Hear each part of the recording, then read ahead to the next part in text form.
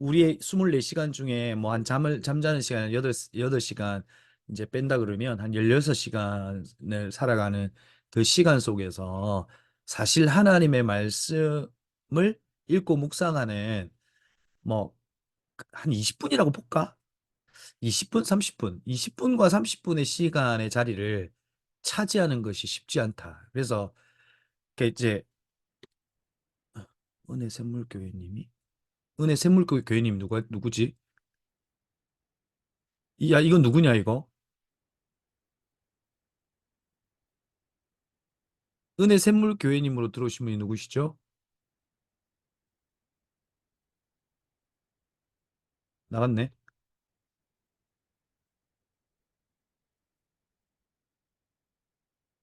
자, 아무튼 그 자리를 차지한다는 건 쉽지 않은데, 그러니까 여러분 그것을 사실은 이제 연습해야 돼요. 진짜 그걸 연습하지 않으면 그래서 짬을 내서 필사를 하고 짬을 내서 묵상하는 걸 여러분 그것을 조금 더 그렇게 하면 안 돼요. 그러니까 여러분의 시간과 공간을 정해놓고 그 시간을 온전히 들여야 돼요. 그게 내 몸의 습관으로 자리해야지 짬을 내서 하면 그냥 숙제가 되는 거예요. 그러면 이 묵상의 삶을 하는 이유가 사실 없어요. 그러니까 묵상하는 법을 여러분들과 나누긴 하지만 이게 또 궁극적인 목적 자체는 그러니까 우리의 습관을 기르게 하는 거거든. 왜냐하면 우리의 습관이 우리의 운명을 바꾸거든.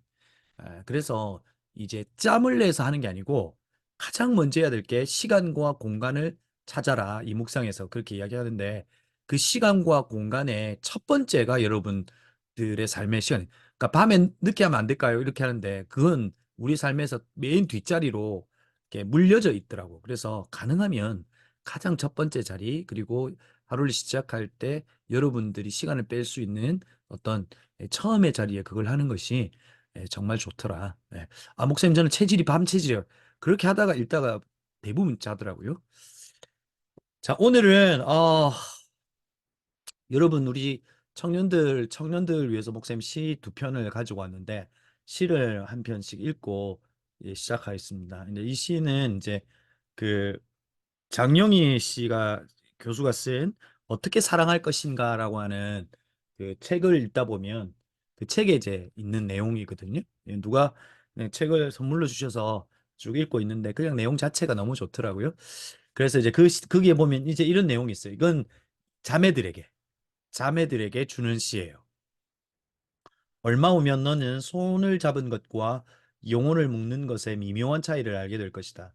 사랑은 누군가에게 기대는 게 아니고, 입맞춤은 계약이 아니고, 선물은 약속이 아니라는 것을 배우고, 머리를 쳐들고 앞을 똑바로 보며, 소녀의 슬픔이 아니라 여인의 기쁨으로 너의 패배를 받아들일 것이다. 얼마 후면 너는 햇볕도 너무 쪼이면 화상을 입는다는 걸 배우게 된다. 그래서 누군가 꽃을 갖다 주길 기다리기보다는 너만의 정원을 만들어 내 영혼을 스스로 장식한다. 한 번 이별할 때마다 너는 배우고 또 배우게 되리라. 여러분, 이게 이제 영어로 제 번역한 부분이어가지고 100% 이해되지 않을 수 있지만, 그러니까 우리는 얼마 전과 얼마 후를 살거든요. 그러니까 지금의 시간을 딱 볼 때 우리가 지나온 시간은 이제 얼마 전이에요. 그러니까 목사님이 결혼을 이제 19년 동안 살았더라고. 진짜 기특하잖아요. 그러니까 내 스스로가 기특하고 뭐 잘 살았냐 그렇게 생각해 보니까 잘 살았다 이렇게 말하긴 힘들지만 참 많이 자랐다 이런 생각을 좀 해요. 근데 이제 얼마 전과 얼마 후인데 그러니까 이제 얼마 전의 시간을 이렇게 뒤를 돌아보면 그 모든 것이 얼마 전이었지만 그 얼마 전에 어느 한 지점은 얼마 후가 될 때 깨닫게 되는 한 지점이잖아. 내가 내 말이 이해가 되죠? 그래서 시간이 지나게 되면 우리에게 벌어진 그 일들에 대해서 새롭게 해석하게 되더라 하는 것이지. 그러니까 예를 들면 예전에는 누군가가 꽃을 가져다 주기를 바라고 기다렸는데, 시간이 지나면서 얼마 후가 되니까 나만의 정원을 만들어서 내 영혼을 스스로 장식하고 있는 내 모습을 보게 되는 거죠. 그러니까 여러분, 그래서 여러분에게 이제 이 시를 통해서 여러분에게 도전하고 싶은 건 뭐냐면, 이런 것 같아요. 그러니까 나라고 하는 존재가 하나님의 말씀을 통해서 내 안에 정원을 가꾸고 내 존재 자체가 그분으로부터 이렇게 회복이 되고 내가 누구인지를 알 때, 예, 정말 이 땅을 좀 멋들어지게 살아갈 수 있거든. 그러니까 그런데 누군가에 의해서 늘 나의 존재가 자극되어지고 누군가가 주는 것, 누군가가 이렇게 이야기하는 것으로 내 존재를 그때그때 찾는다든지 아니면 역할이라고 하는 것으로 내 존재를 계속 인정받으려고 할 때 우린 너무 힘들어져. 그래서 여러분 매일 아침 거울을 보면서 여러분의 존재에게 내가 너를 사랑한다. 너는 하나님의 작품이다. 여러분 스스로에게 그런 이야기를 좀 많이 해주고 그리고 하루를 보냈으면 좋겠다. 그래서 여러분의 존재 정원을 가꾸었으면 좋겠다. 그죠? 네. 그리고 또 이별할 때마다 너는 배우고 또 배우게 되리라. 우리 안에 이별 엄청 많거든. 여러분하고 나하고도 헤어질 거고, 또 내가 진짜 사랑했던 어떤 사람과 영원히 떠나는 경우도 있다고. 얼마 전에 35살 된 청년 하나가 세상을 떠났잖아. 그러니까 그런 이별을 통해서 이제 얼마 후면 알게 되더라고. 배우게 되리라. 그렇죠? 그래서 지금 있는 여러분의 시점에 있는 여러 일들을 를 속에서 일어나는 것들을 얼마 후면 알게 되는 것들을 기대하고 하나님의 말씀으로 여러분의 존재를 하나님의 말씀과 부딪혀보고 여러분의 상황을 하나님의 말씀과 부딪혀보면 좋겠다. 그 다음에 이제 우리 청년들, 형제들에게 제가 좀 나누고 싶은 시입니다. 멋진 저의 목소리로 읽어드리겠습니다. 만약에 모두가 너를 의심할 때 내 자신을 믿을 수 있다면, 기다릴 수 있고 기다림이 지치지 않을 수 있다면, 거짓을 당해도 거짓과 거리하지 않고 미움을 당해도 미움과 굴복하지 않는다면 내 일을 바쳐서 이룩한 것이 무너져 내리는 것을 보고 허리 굽혀 낡은 연장을 들어 다시 세울 수 있다면 네가 이제껏 성취한 모든 것을 한데 모아서 단 한 번의 승부에 걸 수 있다면 그래서 패배하더라도 처음부터 다시 시작할 수 있다면 군중과 함께 같이 걸어가면서도 민중의 마음을 놓치지 않는다면 누군가를 도저히 용서할 수 없는 1분의 시간을 60초만큼의 장거리로 달리기를 채울 수 있다면 이 세상 그리고 이 세상의 모든 게 다 내 것이다. 그리고 무엇보다 아들아 너는 드디어 한 남자가 되는 것이다. 여러분에게 벌어지는 그 모든 일들을 좀 새로운 생각과 관점 안에서 이제 포용하고 그렇죠? 네. 그렇게 살 때 이 아들들이 그렇게 자라날 수 있을 거다라고 하는 이야기를 하고 있는 겁니다. 이 시를 여러분들에게 지금을 보내고 있는 여러분들에게 좀 읽어주고 싶었습니다. 자, 그 다음을 넘어가겠습니다. 우리 이제 계속해서 이제 이 묵상의 삶을 여러분 얼굴을 좀 보여줄 수 있는 사람은 보여주세요. 이게 왜냐하면 서로가 이렇게 이 수업을 하려고 했던 목적 자체는 그냥 뭐 어떤 사정이 있으면 어쩔 수 없지만 서로 얼굴과 얼굴을 맞대고 하기 위한 것도 있으니까 얼굴을 보여줄 수 있는 분들은 좀 보여주세요. 그리고 이제 계속해서 우리가 이제 하고 있는데 요 이제 이미지를 기억해야 돼요. 그렇죠? 이 이미지를 계속해서 기억하면 이 순서대로 지금 묵상하는 법을 배우고 있거든. 자, 우리 한번 해볼까요? 자, 기도는 빼고 위로 하나님부터 자, 한번 해보겠습니다. 위로 하나님, 아래로 인간, 물어봐, 느껴봐, 옆으로 실천해. 그렇죠? 위로 하나님. 하나님의 입장에서 성경을 읽는 거죠. 그 다음에 아래로 인간. 인물과 성경에 나와 있는 성경의 저자 중심으로 읽는 거죠. 물어봐. 그 성경을 다시 읽으면서 이 성경 속에 계속해서 질문하는 거죠. 그렇죠? 모르는 거 물음표. 그렇죠? 그래서 나중에 찾아보기도 하고 물어보기도 하고 그다음에 느껴봐. 이제 오늘 물어봐와 느껴봐에 대한 부분들을 할 거고 그다음에 이제 옆으로 실천해. 그렇죠? 옆으로 실천해는 뭐죠? 예. 적용 가능한 거 실천하라 그랬습니다. 그렇죠? 예, 적용 가능한 거 실천해 보라. 자, 그러면서 이제 의사소통 모형에 대한 부분들을 했어요. 그러니까 여러분 이 빨간색 그 라인 안에 있는 박스 안에 있는 이 그림을 첫 번째로 이해하셔야 돼요. 어떤 이제 성경 본문가 있더라도 그 성경 본문에 저자가 있고 그리고 그 저자가 쓴 텍스트가 있고 그리고 그 텍스트를 받은 독자가 있죠. 그래서 저자가 써내려간 의미를 담은 걸 인코딩이라 그러고 그것을 독자가 그 텍스트를 해석하는 걸 디코딩이라 그러죠. 그렇죠? 근데 그 해석은 그 사람의 상황을 문맥이라고 또 말할 수 있겠지. 그 글의 전체 문맥. 상황 속에서 이 성경을 해석하고 그리고 오늘 읽고 있는 2차 독자인 여러분들이 당시의 상황 속에서 오늘의 이제 적용점을 찾는 거예요. 그렇죠? 네. 이게 이제 요거죠. 그래서 저자와 텍스트와 독자와의 계속한 이 대화가 여러분들이 묵상의 과정에서 이제 읽는 거죠. 그 첫 번째가 뭐라 그랬어요? 위로 하나님. 그러니까 하나님의 입장에서 이 성경을 이제 읽어보는 거죠. 하나님의 마음에서. 두 번째 아래로 인간, 성경의 저자나 성경 인물 하나하나의 관점에서 읽어보는 거예요. 그러니까 우리는 다윗과 사울의 이야기를 읽으면 다윗의 입장에서 읽는다니까. 그러니까 그렇게 읽지 말고 사울의 입장에서도 읽을 수 있거든. 사울도 하나님 앞에서 섭섭했겠다 이런 거 있잖아. 그러니까 그렇게 인물의 입장에서도 성경을 읽어보고 그 다음에 이제 물어봐. 저자와 상황 속에서 질문하라. 그 상황에 있는 것들에 있어서 여러분들이 이제 질문하는 거죠. 이 질문이 뭐냐면 이제 이 코드를 막 분해하는 거야. 이게 이제 디코딩 작업이죠. 텍스트의 의미를 이제 분해하는 거죠. 그렇죠. 그냥 쓰내려갔는데 사도 바울이 감옥에 있었으면 감옥에 있는 저자의 심정으로 물어보는 거죠. 그렇죠? 그리고 해석하는 거. 자, 이렇게 되는 거죠. 그 다음에 네 번째는 느껴봐. 자, 느껴봐는 이제 첫 번째는 이제 인코딩이고, 그다음 디코딩이고, 느껴봐는 묵상하는 거거든. 이게 이제 메디테이팅. 그 다음에 이제 옆으로 실천회를 목사님 저널링으로 한 건 뭐냐면 이제 그거를 글로 쓰는 걸 오늘 또 잠깐 배울 거예요. 그러니까 이게 글로 쓰는 거. 이제 글로 쓰면서 내가 오늘 해야 될 실천해야 될 내용들 있죠. 실천 여러분 해보셨어요? 그러니까 실천은 많이 하지 말고 1일 1실천 딱 하는 거예요.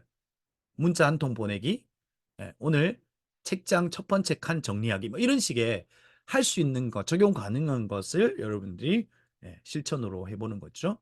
그래서 지난번 했던 것들 잠깐 복습을, 지난주 했던 것들을 이제 복습하도록 하겠습니다. 그래서 이제 성경을 해석할 때 아전인수격으로 해석하지 말라 그랬어요. 그렇죠? 그냥 내가 대부분 이런 해석들 많이 해. 내가 원하는 쪽으로 성경의 이제 의미를 찾아서 해석하죠. 그렇지만 성경의 원 저자는 하나님이시니까 하나님께서 의도하시고 의미하신 바가 뭐냐? 이 저자가 의도하고 의미한 바가 뭐냐?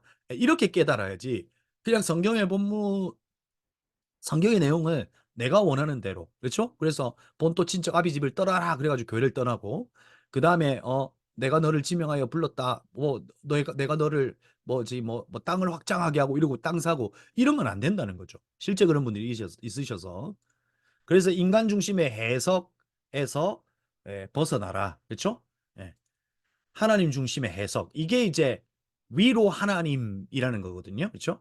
위로 하나님. 제가 순서를 바꿨어요. 지난번에는 그러니까 아래로 인간 그거부터 시작했는데 순서를 바꿨어요. 그러니까 위로 하나님, 하나님의 입장에서 이제 생각해 보라. 그렇죠? 그래서 성령의 궁극적인 주인공은 40명의 성령의 저자가 있지만 실제의 원 저자는 성령이죠. 그렇죠?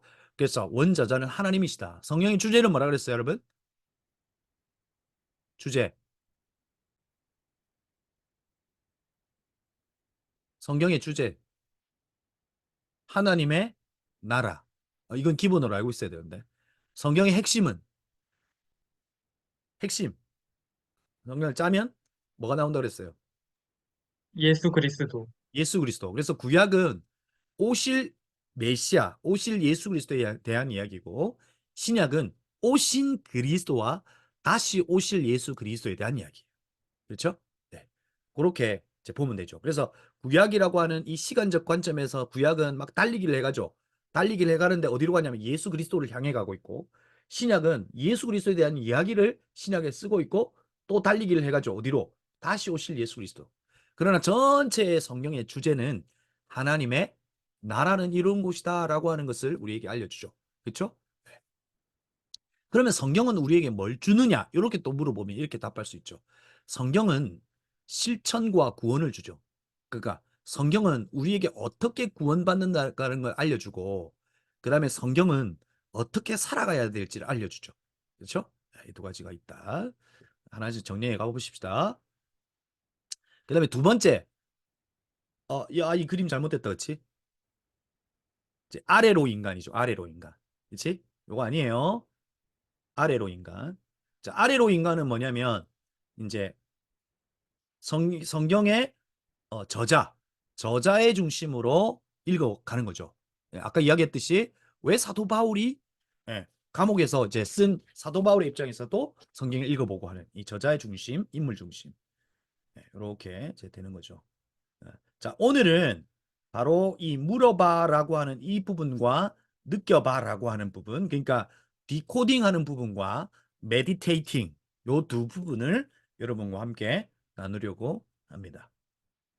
목사님이 사실 감사한 건 뭐냐면, 저도 뭐 이렇게 묵상의 삶을 준비하면서 거의 이제 하루 종일 이제 이걸 준비하거든요.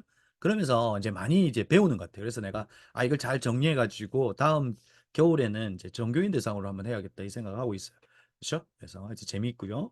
아무튼 오늘은 이 디코딩과 이제 메디테이팅 요 부분을 여러분과 함께 할 겁니다. 그래서 성경 속에 있는 이 난제들이 있거든요. 사실 난제는 여러분이 풀 수 있냐? 사실은 풀 수 없어요. 사실은 풀긴 힘들어요. 예. 그럼에도 불구하고 그것을 문맥을 통해서 푸는 법을 한번 여러분들과 한번 배워보도록 하겠습니다. 그래서 오늘은 컨텍스트, 문맥으로 성경 읽기예요. 자, 지난번에는 위로 하나님, 하나님 중심의 성경 읽기. 두 번째, 아래로 인간, 저자 중심이었고, 자, 이제는 물어봐줘. 이 물어봐라고 할 때 이 물어보는 건 알아야 물어보잖아. 그러니까 예를 들어서 목사님이 준하를 만났어. 그럼 준하한테 뭘 물어봐. 야, 준하야, 너 지난주에 뭐 어디 다쳤다면서 괜찮니? 이건 뭐야? 준하에 대해서 알 때 아는 만큼 물어보는 거거든. 그러니까 본문에 있어서도 본문을 아는 만큼 물어볼 수 있다고. 그래서 성경에 그 구절을 해석할 때 이 본문의 이 문맥을 이해하는 것이 정말로 중요하다. 그렇죠? 그래서 한번 보도록 하겠습니다. 우리 순서대로 제가 한번 읽어봤으면 좋겠는데 우리 어, 1번의 내용을 우리 인영이가 한번 읽어주세요.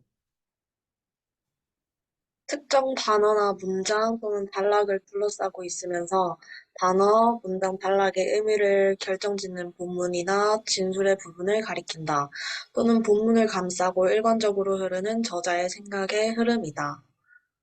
성경 밑에도 묵상의 긁어주세요. 기본 원리는 본문이 의도한 의미는 본문이 속한 문맥의 의미와 일치한다는 것이다. 음.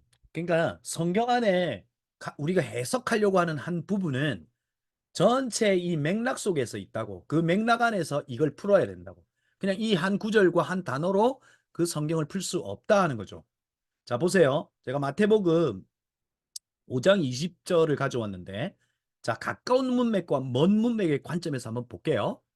자, 여러분 마치 수능 공부하고 있는 것 같지만, 자, 여러분들 이제 이걸 이렇게 해 놓으면 나중에 성경을 볼 때, 요렇게 봐야 되는구나를 알 수 있어요. 그렇죠? 자, 첫 번째 보세요.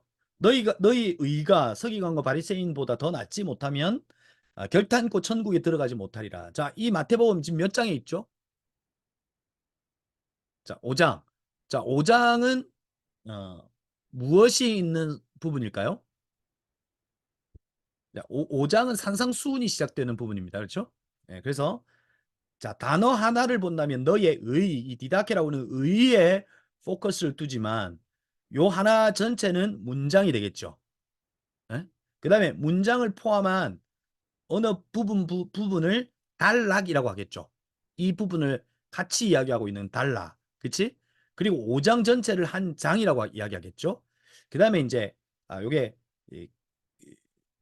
큰 단락이라고 할 때는 이 전체 안에서 크게 큰 단락으로 묶을 수 있는 것이 산상수훈, 그러니까 5장부터 7장이죠. 그러니까 적어도 이 성경을 볼 때는 5장과 7장 안에서의 오늘 이 구절을 봐야 된다고. 자, 이해됐죠? 그 다음에 이 성경은 지금 어느 성경이죠? 마태복음이죠. 그러면 마태복음을 기록한 기록의 목적이 있겠죠. 그러면 그 마태복음을 기록한 기록의 목적을 따라서 읽어야 되겠죠. 그러니까 마태복음은 이제 여러분들이 이제 이런 걸 목사님 어떻게 알아요? 이렇게 물어보잖아. 근데 그거는 어렵지 않아요. 그러니까 이게 마태복음 성경책을 보면 그러니까 성경책에 이제 이 맨 앞부분에 서론의 부분이 있습니다. 그러니까 이 서론을 꼭 읽어야 돼. 그러니까 여러분들 성경책 있어요, 근데? 그러니까 성경책이 있는데 여러분들이 메모하고 이걸 최소한 한 5, 6년 이상은 써야 되겠다라고 하는 성경이 있냐는 거지.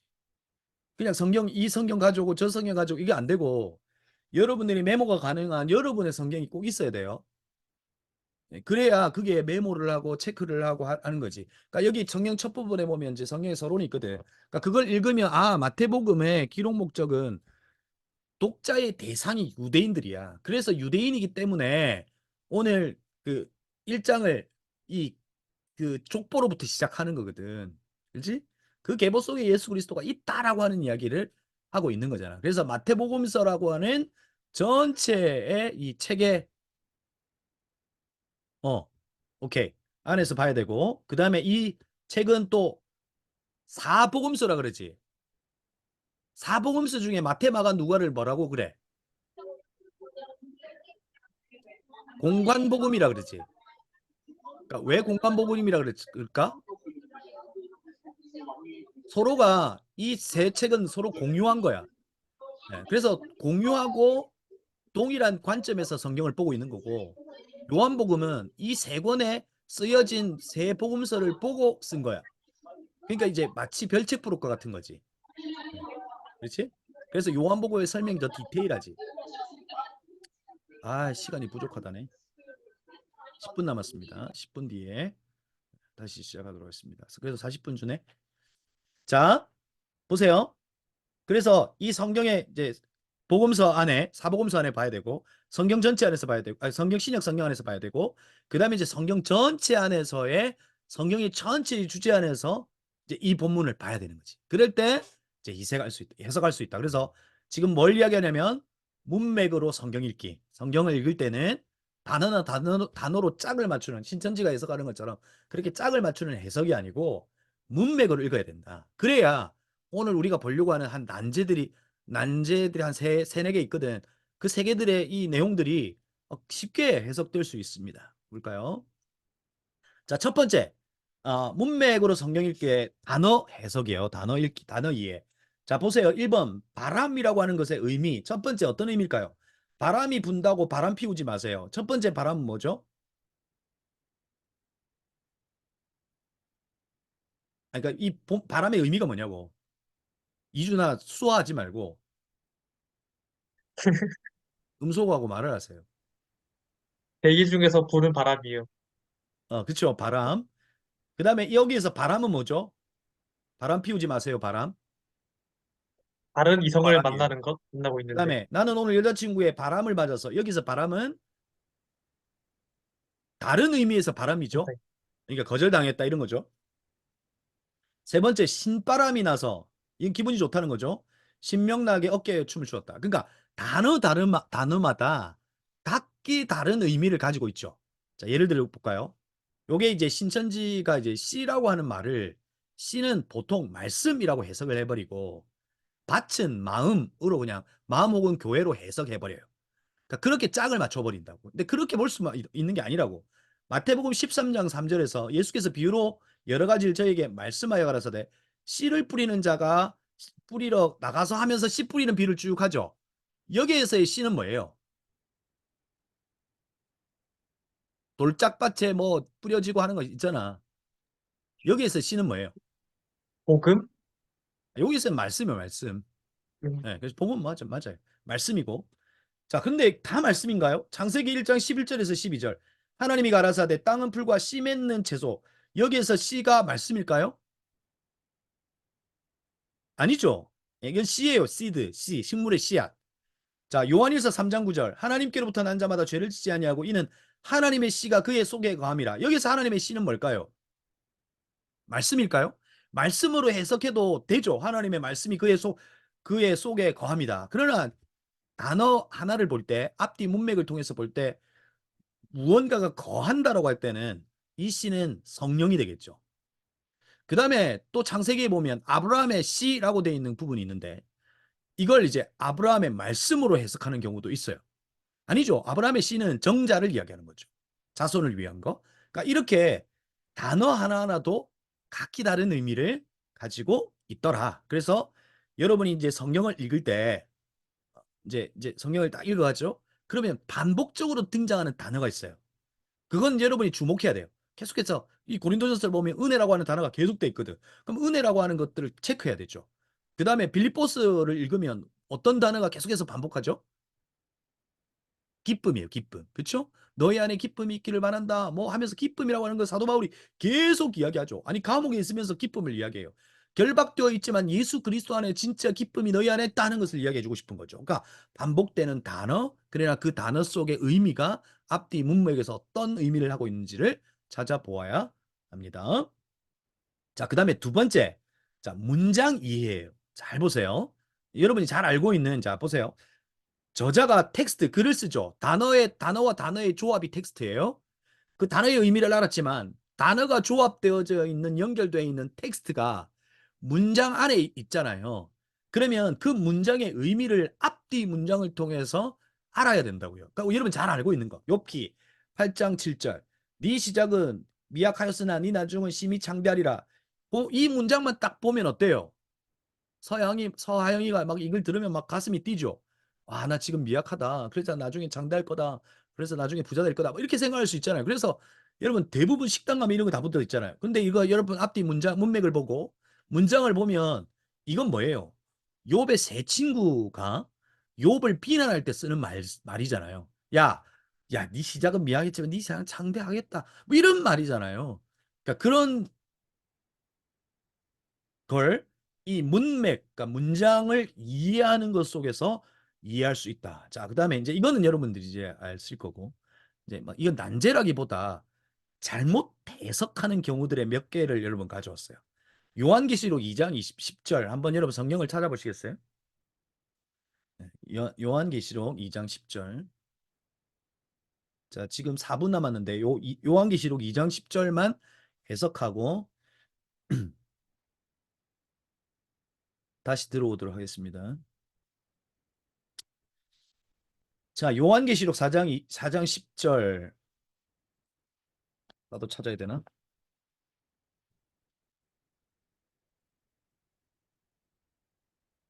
자, 여러분. 이거 왜 넘어갔지? 여러분, 여기에 보면 내가 죽도록 충성하라. 그리하면 내가 생명의 면류관을 주리라. 그러니까 여러분 이 내용을 보면 주로 어떤 내용으로 해석하고 설교하고 했던 것 같아요.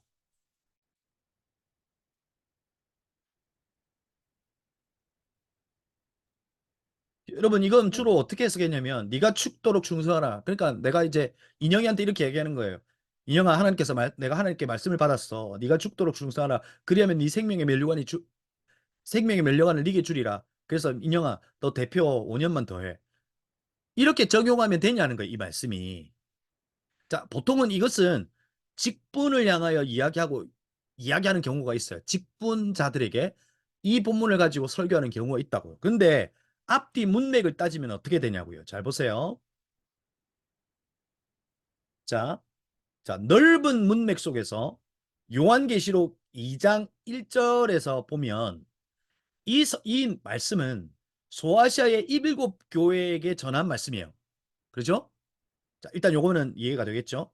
자, 가까운 문맥 속에서 볼 때 서머나 자, 2장 8절 한번 보세요. 자, 요건 일곱 교회 중에 어느 교회에게 이야기하고 있는 거죠?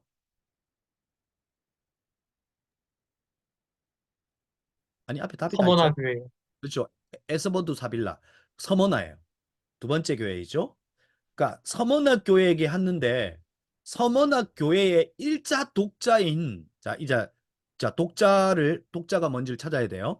자, 저자는 요한계시록을 쓴 요한일 거고 텍스트는 오늘 우리가 보고 있는 이 텍스트고 독자가 누군지를 찾아야 되죠. 서머나 교회에 있는 성도인데 상황이 어떻게 되죠? 구절 한번 읽어볼래요? 하영이가 읽어주실래요? 내가 내 환난과 궁핍을 알거니와 실상은 내가 부요한 자니라. 자, 자칭 지금 유대인이라 하는 자. 여기까지. 무엇 가운데 있죠?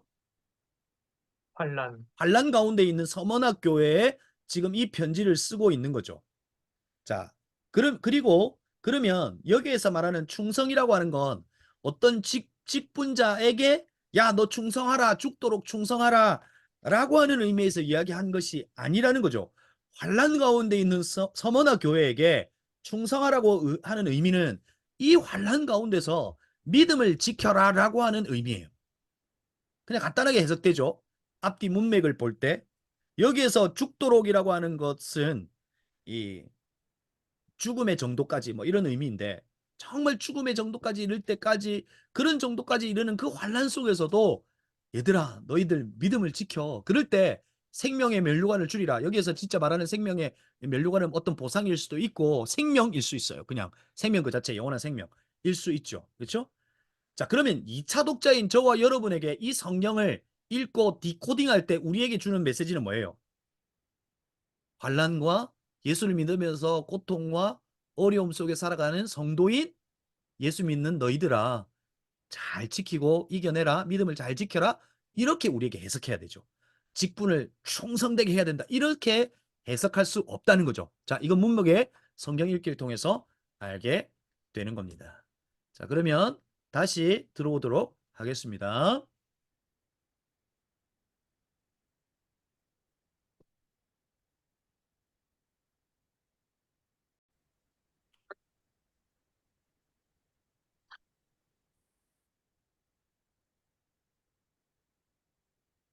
자, 지금 이제 뭘 하고 있냐면 어, 이제 위로 하나님, 자, 하나님의 그 성경의 원저자이신 내가 안 되네.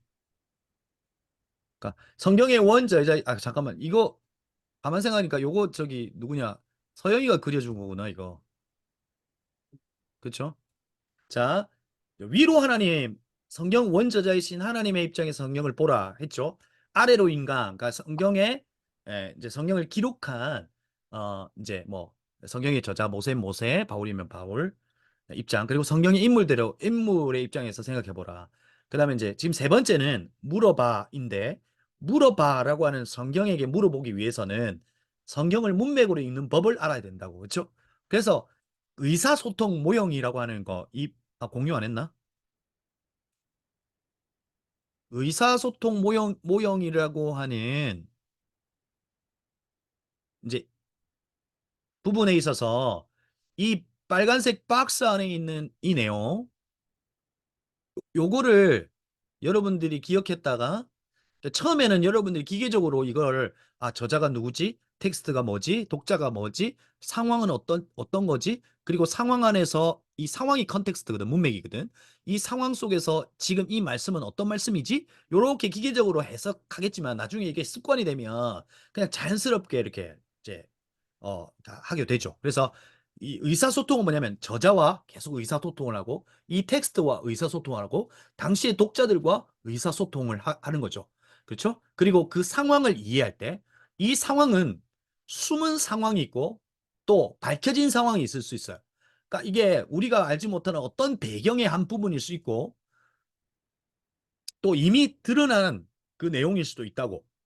그 상황을 알면 이 텍스트를 이해하는 데 엄청나게 큰 도움이 되죠. 자, 요한계시록 2장 10절은 앞에서도 봤듯이 그냥 이 한 문장을 보면 뭐 여러분 충성하라 이렇게 하는 내용인 것 같지만 문맥을 통해서 볼 때 그게 아니라는 거 알겠죠, 여러분?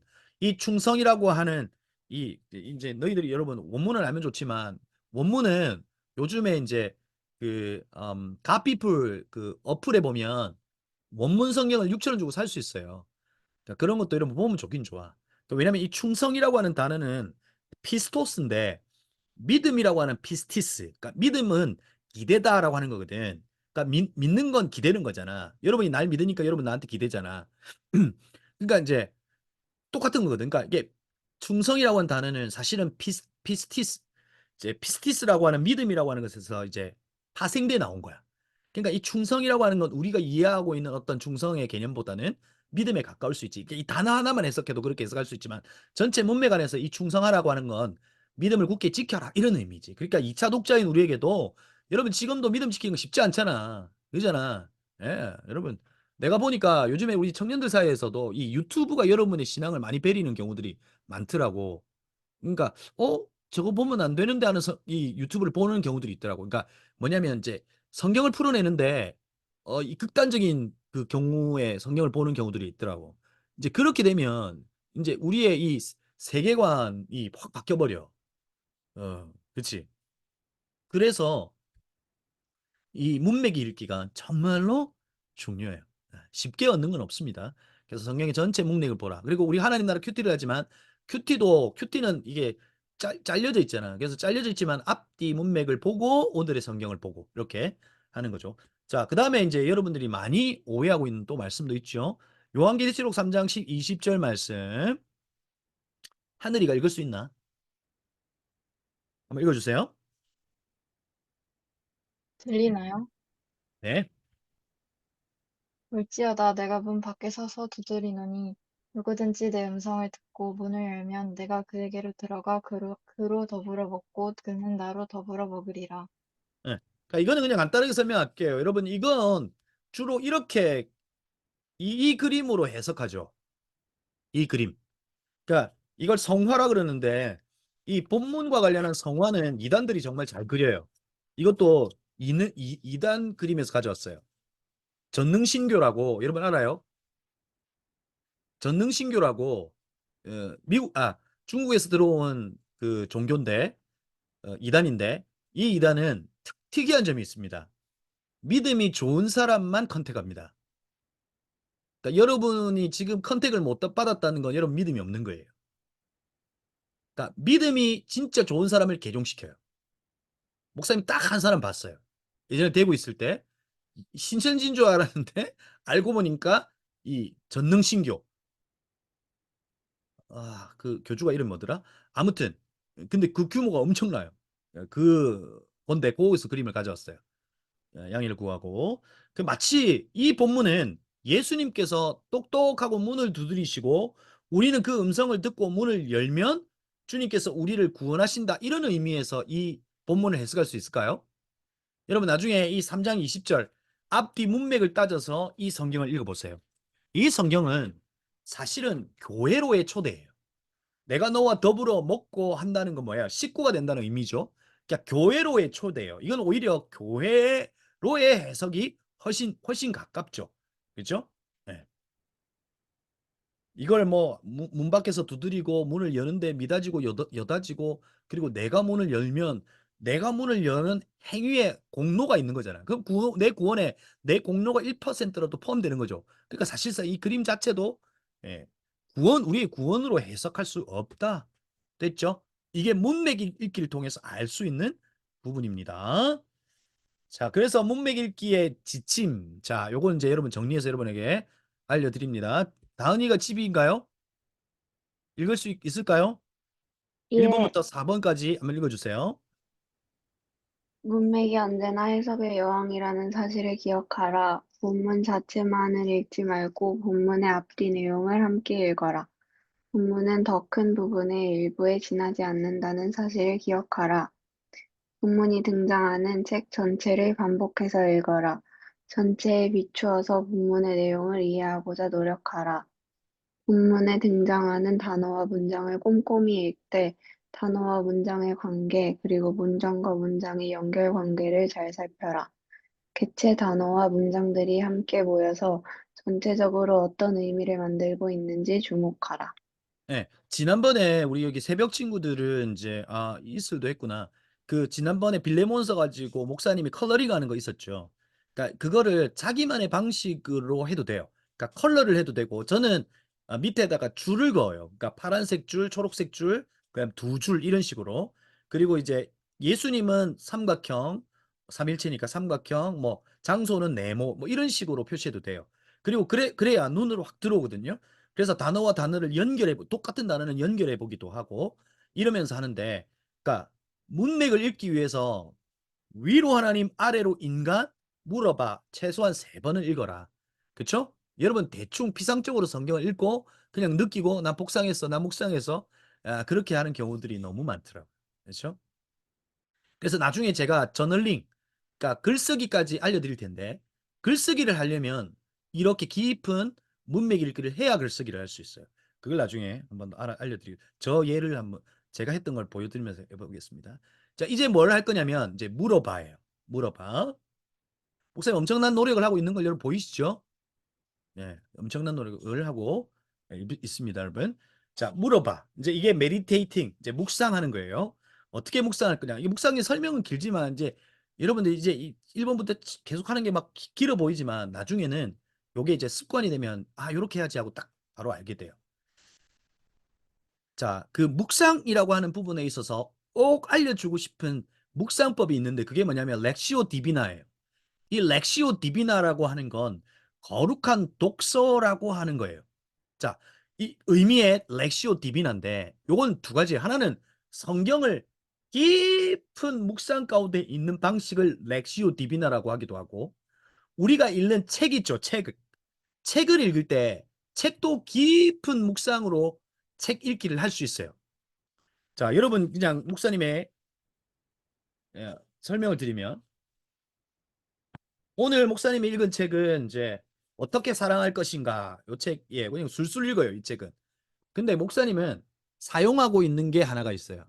내 책상에도 있고 또 내 앞에 이 책상이 두 개인데 두 가지가 있는데 뭐가 냐면 타이머를 사용해요. 그러니까 이 구글 타이머 이런 거 여러분 있으면 좋아요.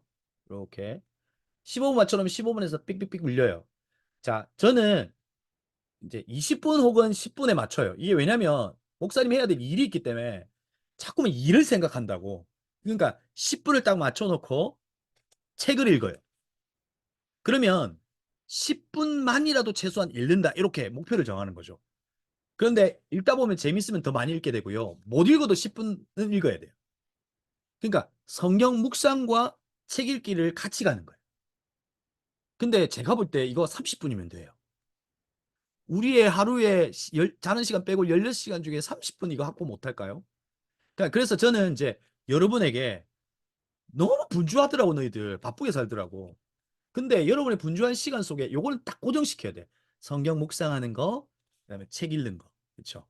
그래서 책을 항상 성경책과 책은 꼭 책가방 속에 들고 다녀야 돼요. 그래서 지하철 타면 거의 90%가 뭐 하냐면 핸드폰 하거든. 그거 하지 말고 책을 꺼내 읽고. 그렇죠? 그러니까 목사님은 월요일 날 사모님하고 같이 보통 카페를 가죠. 그럼 한 2시간, 2시간 반 정도 이렇게 있는데 그때 그냥 책 읽기를 해요. 와이프는 성경 뭐 공부하는 거 하고. 그러니까 그렇게 시간을 떼어내야 돼요. 그렇죠? 그래서 그거 추천해 드린다. 그렇죠? 이 타이머. 타이머까지 내가 소개할 줄은 몰랐다. 그 이케아 가면 4,000원짜리 이렇게 된 거 있어요. 그거 좋아. 탁탁 돌림. 그 10분, 20분 내가 맞출 수 있는 거니까. 자, 일단 렉시오 디비나에 대한 부분을 한번 해보겠습니다. 자, 요거는 그냥 한번 읽어줄 수 있으면 좋겠는데 준하가 한번 읽어줄래요? 지금 준하 밥 먹고 지금 졸려요, 지금. 정신 딱 깨라, 지금. 정신 차리라. 지금 니 때문에 하는 거다. 알겠습니다. 네 영혼의 물리치료를 하고 있는 거다, 지금 목사님이. 자, 이거 한번 쭉 읽어주세요. 렉시오 디비나는 거룩한 독서라는 의미를 가지고 있고 가톨릭교회 전통과 개신교 전통에서도 많이 사용되고 있는 성경 읽기 방식이다. 성경을 수도원에서는 공동으로 읽고 들었으며 노동하는 동안에 계속 입에 담아 묵상하여 하늘을 향해 걸어가는 삶의 여정 가운데 중요한 양식으로 삼았다.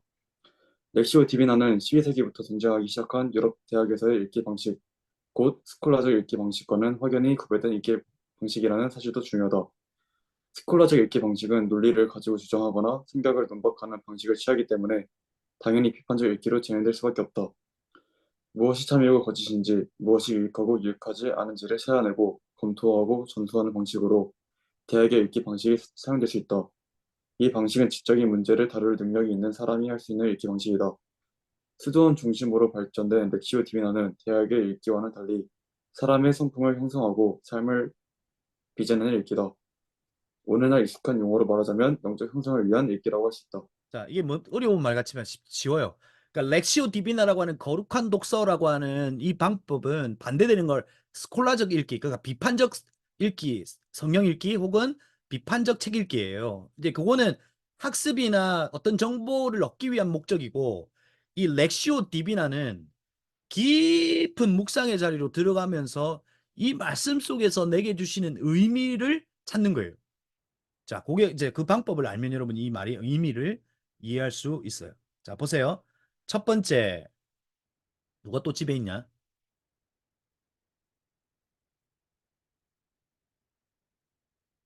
인형 읽어주세요. 1, 2, 3 다 읽어주세요. 가장 먼저 오는 순서는 성경 읽기다. 수도원 읽기인 경우에는 대표로 읽는 사람이 한 문장을 읽을 때 그것을 함께 듣거나 혼자서 읽을 때는 자신이 소리내어 읽은 문장을 자신의 귀로 듣게 된다.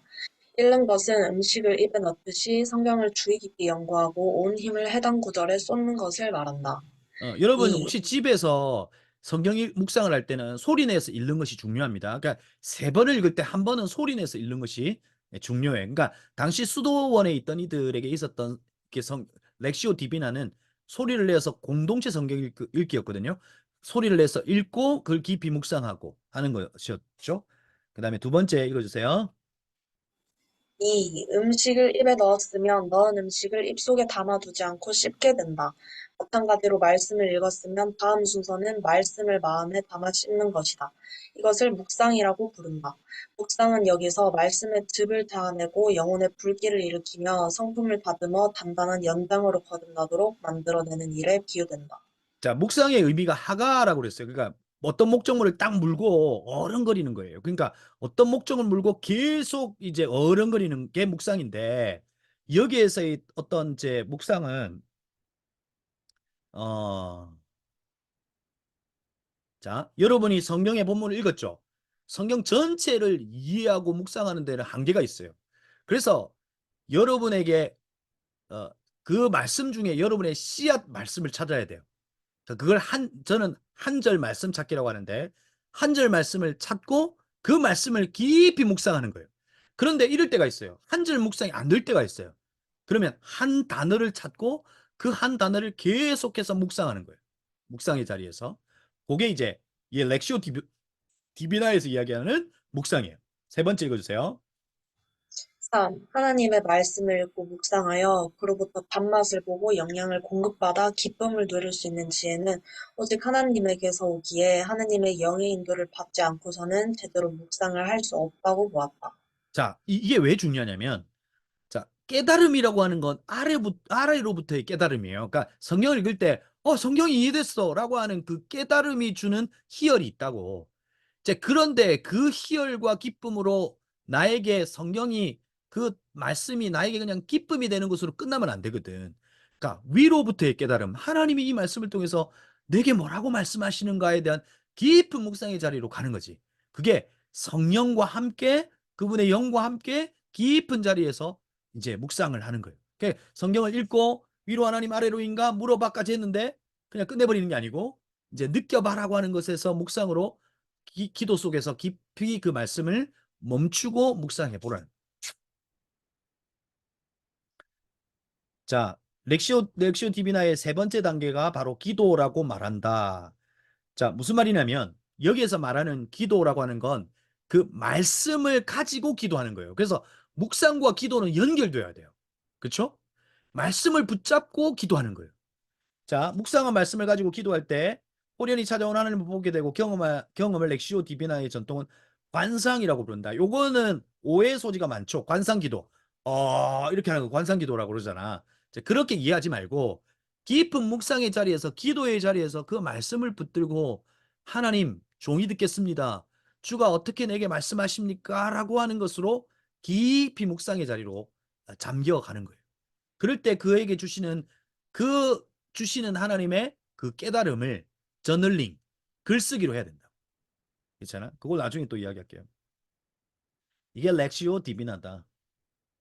그래서 정리하면 첫째, 성경 말씀을 읽고 온몸을 다해서 말씀에 집중하고 읽는 거다. 읽는 거. 그래서 문맥, 컨텍스트, 그러니까 문맥으로 성경 읽기를 해보라는 거예요. 앞뒤 문맥에서 어떻게 말하고 있는지를. 두 번째, 읽은 말씀을 가지고 여러분이 가지고 있는 지성과 이성과 여러분이 가지고 있는 경험을 총동원해서 그것을 이해해 보려고 묵상해 보라는 거죠.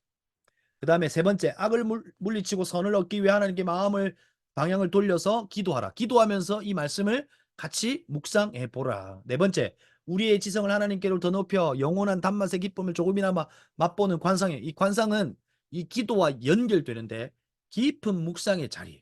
그렇죠? 수도원에서의 렉시오 디비나는 노동이나 이런 걸 하면서 계속해서 이 말씀을 묵상했어요. 하다가 하늘을 보기도 하고 또 자리에서 마치 좌선을 들고 앉아 있는 것처럼 그런 관상의 기도를 하기도 하고, 어떤 이들은 촛불을 켜놓고 그 촛불 속에서 이제 기도하기도 했고 그랬어요. 이제 그렇게 하라고 하면 마치 이단처럼 느껴지니까, 그러니까 기도의 자리에서 그 말씀을 붙들고 하나님께서 내게 말씀하시는 게 뭡니까? 라고 하는 것을 들어보라는 거예요. 내 양은 내 음성을 듣고, 그렇죠? 하나님께서 이 말씀을 통해서 말씀해 주시는 것이 무엇입니까? 말씀해 주시지 않는다면, 아, 말씀해 주시지 않는구나 하고 넘어가면 돼요.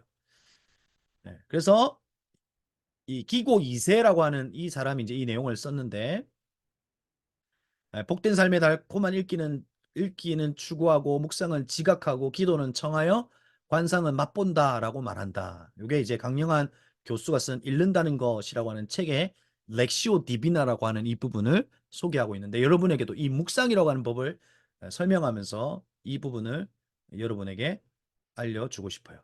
자, 이제 소그룹으로 나뉘어서 실습을 하기 전에 이제 이 의사소통 모형에 있어서, 자, 1단계 위로 하나님, 아래로인가 물어봐, 그리고 느껴봐. 아까 렉시오 디비나라고 하는 묵상을 했죠. 그치? 그러면 그걸 이렇게 적는 게 좋아요. 그러니까 이걸 영성 일기 이렇게 표현하기도 하죠. 요즘에 보니까 여러분 블로그를 많이 하더라고. 그치, 준하야? 근데 블로그의 내용은 제가 볼 때 약간은 거짓될 확률이 높아요. 아니, 목사님 무슨 그런 말을 하세요? 여러분, 블로그는 이 그 인스타그램도 약간은 과장되고 내 삶에 좋은 것 올리지, 누가 실패한 거 올려요? 여러분 집에 늘어진 러닝 입고 하는 거 저기 인스타 올리냐고? 안 올린다니까. 블로그도 자기가 쓰는 자서전도 자기를 향한 과장된 모습이 있을 수 있어요. 블로그도 자기가 가지고 있는 지적 능력보다 더 괜찮다라고 하는 과장이 있을 수 있어요. 그래서 자서전과 블로그의 내용은 한 20%, 30%를 빼고 보면 돼요. 그렇죠? 자, 그런데 그런 블로그를 쓰는 거 말고, 목사님도 파워블로그라 그랬잖아. 그 가식적인 거 많아.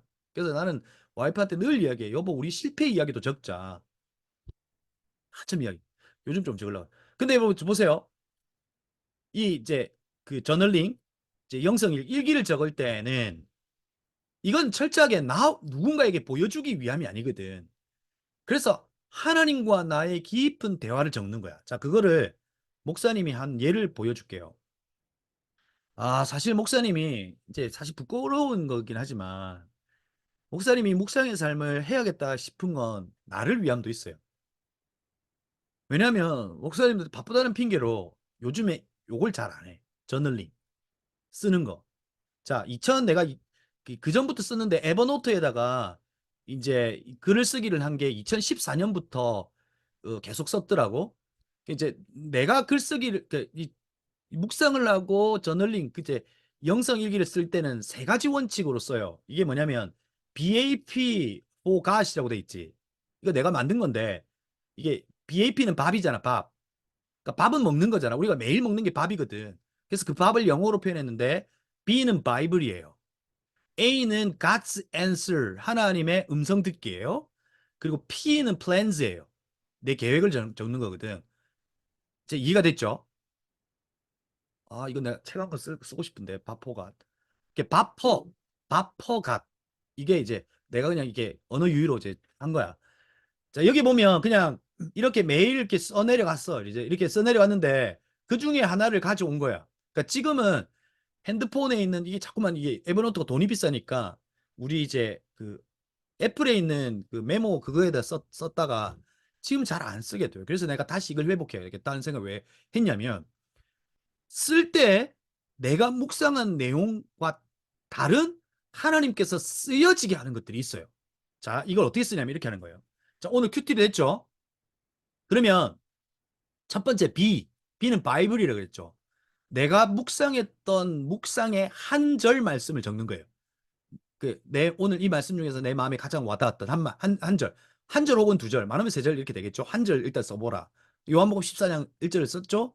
그 다음에 여기에서 이 성경을 내 스스로가 내 나름대로의 해석을 적은 거예요. 밑에가. 그렇죠? 요한복음 14장이 말하는 믿음은 아버지 안에 거하는 것, 하나님의 하신 일을 하나님의 하신 일을 하는 자, 무엇이든지 구하는 자, 계명을 지키는 자라고 주님은 말씀하셨다. 이건 내 나름의 해석을 쭉 적는 거예요. 그러니까 사실 이걸 하다가 대부분 여기에서 설교가 나와요. 그러니까 이것도 여러분이 이렇게 길게 안 해도 돼요. 그냥 짧게 한 문장 정도로 이 말씀은 이 말씀인 것 같다 혹은 이다 이렇게 적죠. 그 다음에 이제 이건 좀 부끄럽긴 한데 이건 세 번째가 이제 두 번째가 God's answer이에요. 이게 뭐냐면 어떻게 적냐면 내가 느낀 바를 적는 건 블로깅이에요. 그렇죠? 그러나 하나님께서 내게 말씀하신 걸 적는 걸 영성일기, 저널링 이렇게 표현할 수 있어요. 이거 내가 아까 보고 꼭 초등학생이 적은 것 같아가지고 좀 그렇긴 한데 한번 읽어볼게. 주여 연약한 나에게 호흡을 불어 넣어 주소서. 내가 하나님에게 하는 고백이야. 마치 코너에 몰린 쥐처럼 불안해하는 나에게 생기를 불어 넣어 주소서. 이렇게 주님 앞에 내가 고백한 거지. 그러면 그때 주님께서 내 마음 가운데 주시는 하나님의 음성이라는 것이 있을 수 있어요. 그렇죠? 그 마음을 그냥 기록하는 거야. 그때 주님께서 이렇게 말씀하시는 것 같았어. 승재야, 이 순간 너에게 필요한 것이 믿음이란다. 내가 너에게 어떻게 행하실지 믿고 행하여라. 그러니까 네가 너에게 행할 건데 네가 한번 믿고 그걸 그냥 순종해 봐. 이렇게 이야기하신 거죠. 천천히 천천히 하나하나 그리고 최근 네가 너의 귀와 눈을 내게 고정하지 않고 있음을 내가 안다. 고정하고 다시 들어봐. 그렇죠? 그때 또 내가 그러면 제가 알겠습니다. 뭐 이렇게 했겠지. 그러고 나서 주여 내 육신에 연약하면 어떻게 하나요? 라고 주님 앞에 묻는 거지. 그럴 때 주님께서 결코 약하지 않아. 너의 의지가 약할 뿐이야. 라고 하는 이제 하나님께서 내게 주시는 것에 대한 걸 글로 적는 거예요. 그럴 때 이 말씀 속에서 깨닫는 것이 있고 이게 이제 아까 렉시오 디비나인데 이 깊은 묵상 속에서 하나님께서 알게 해주시는 것이 있어요. 이게 오늘을 나를 살게 해요. 그 다음에 이제 세 번째가 뭐냐면 plans. 오늘 해야 될 중요한 일을 이제 이렇게 하나하나 이렇게 적어 보는 거죠. 이렇게 이제 해서 밥포가 해가지고 이제 이렇게 이제 했어요. 그래서 요즘은 이제 뭐 블로그 이런 거 많이 하니까 블로그에 이제 그냥 묵상이라고 하는 부분을 하나 만들어 놓고 성경을 읽으면 그냥 비공개하면 되잖아. 그거를 그냥 쭉 이렇게 적어서 기록에 남겨두면 좋아요. 그렇죠? 그럴 때 하나님께서 이렇게 말씀하셨구나. 이 순간 내게 이렇게 말하고 계시는구나라고 하는 걸 알게 돼요. 그렇죠? 이게 렉시오 디비나예요. 깊은 기도의 자리에서 하나님께서 내 마음껏 말씀해 주시는 거. 그걸 기록하는 게 저널링이에요. 자, 됐죠? 좀 더 감동적인 걸 가져왔어야 되는데 아무튼 이런 거예요. 어, 자, 잠깐만요.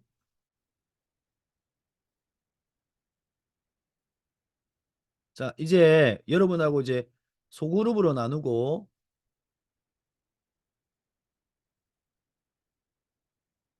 소그룹으로 나누고 자, 소그룹 안에서 한번 실습을 해볼 겁니다. 자, 어떤 거냐면 예레미야 34장 2절과 3절 말씀이 여러분 잘 알고 있는 말씀이에요. 너는 내게 부르짖어라 라고 하는 그 말씀인데 이 본문을 통상적으로 어떻게 사람 해석하느냐. 그 다음에 여기에서 있는 본문의 요점이 뭐냐. 요걸 소그룹을 해서 이야기해 보세요. 그 다음에 문맥으로 성경 읽기를 할 때 여기에 의미는 뭐냐. 그래서 내가 힌트를 밑에다 줬어요. 요 힌트를 보면 그냥 여기에서 말하는 문맥 읽기에서의 의미를 알 수 있어요. 잘 보세요. 저자가 누구냐? 누가 누구에게? 그리고 어떤 상황에서 이걸 썼냐? 요걸 딱 보면 돼요. 1차 독자는 누구냐? 이걸 읽고 있을 1차 독자가 누구냐 찾으면 돼요. 그 다음에 상황, 3절에 있어요. 33장 3절에. 어떤 상황에서 이걸 쓰고 있냐? 그리고 텍스트, 여기서 말하는 텍스트. 이 텍스트의 기록 중에 무엇을 말하고 있냐? 8절에서는 뭘 말하고 있고, 6절과 7절에서는 뭘 말하고 있냐? 그러면 이제 2차 독자인 여러분에게 이건 오늘 나에게 진짜 뭐라고 말하는 걸까? 부르짖어라. 내가 너에게 진짜 부르짖으면 응답하겠다. 이걸 말하고 있는 걸까? 하는 걸 한번 문맥 읽기를 통해서 한번 해보면 좋을 것 같아요. 됐죠? 자, 그러면 우리가 30분까지가 수업이니까 25분까지 하면 되겠네요. 그렇죠? 25분까지